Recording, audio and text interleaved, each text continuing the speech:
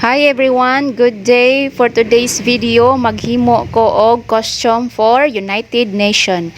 Ang akong himuon guys is Filipiniana, representing Philippines. Yan.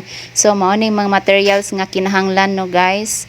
Kinahanglan ta og plastic bags, garbage bag, double-sided adhesive, gunting or scissor, og scotch tape. Ang atong plastic bags na gamiton is color red, yellow, blue, white, and nasa tay glitter paper para sa star nga himuon. So mao na ni ako na nagisugdan og gunting ang red nga plastic no, gihimo na giporma na nako og buwak. Samtang nagporma kog buwak guys, mga pisa kog kadiyot. By the way, ang garter di ay diha guys, wala na ko na-apil og butang pero need jud ta og garter para sa sayal. And then ang sukod sa garter guys is katunga lang sa metros. And sa crown set guys, kinahanglan pud ta mo gamit og glue, katong glitter paper og kuan illustration board. Pero kung wala mo illustration board, wala mo budget kapalit og illustration board, adto jud mo mugo sa karton. Pero kung wala mo karton, away mahims, adto jud padung sa illustration board. Mas nindot man ang illustration board gamiton guys kay limpyo. So mao na ni guys, nagsugod na kog hakyad sa among banig kay matuog na mi, charot. Bitaw guys, oy, ang kuan na sayal na akong gihimo guys, nagkat na ko para sayal.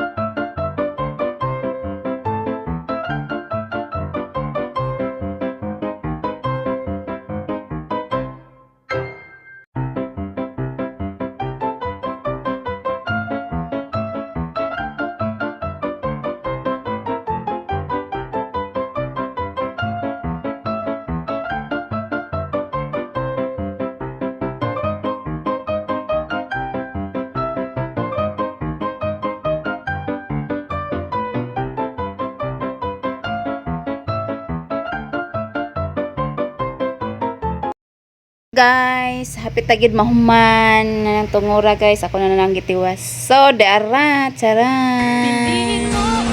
Sa wakas, tapos na rin. Oh, sipak. DIY lang yan.